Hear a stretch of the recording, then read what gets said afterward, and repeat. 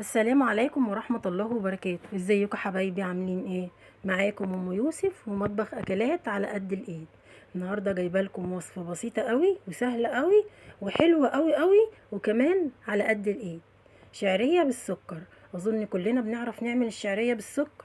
انا بس جايبها لكم عشان افكر حبايبنا بيها، لان الاكله دي في ناس كتير قوي بتنساها. فاللي عايز ياكل حاجه حلوه يقوم بسرعه بسرعه كده، يحط ايديه كده في المطبخ، يطلع شويه شعريه ومعلقه سمنه، هيعمل احلى طبق حلو. يلا بينا. انا معايا سكر بودره وفانيليا وشعريه ومعلقه سمنه. حطيت على النار حله صغيره ونزلت عليها بمعلقه السمنه، وبعد كده هنزل عليها بالشعريه، وهفضل اقلب. بقى اهم حاجه ان انتوا تفضلوا تقلبوا بالطريقه دي علشان ما تتلسعش، عشان كل الشعريه تبقى واخده كلها لون واحد، ما يبقاش واحده وواحده. دخلت اهي، قربت تدخل في اللون بتاعي الحلو اللي انا محتاجاه.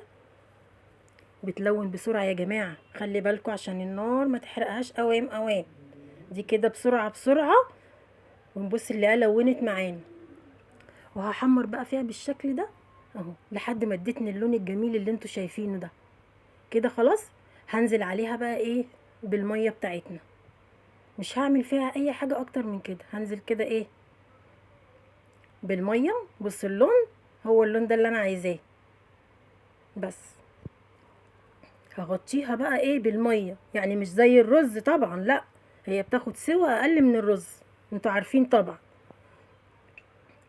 هقلب بقى كده. انا هنا لقيتها محتاجه لسه شويه من الميه، هحط عليها شويه ميه صغيرين قوي تاني عشان تبقى الميه بتاعتها كده مظبوطه بالشكل ده. بعد كده هقوم نازله بايه؟ بالفانيليا بتاعتي اهو. هنزل كده بالفانيليا وهقلب، وبعد كده هغطيها واسيبها بقى لحد ما تتشرب، وهفضل برضو عيني عليها اما تتشرب الميه اهي بالطريقه دي كده.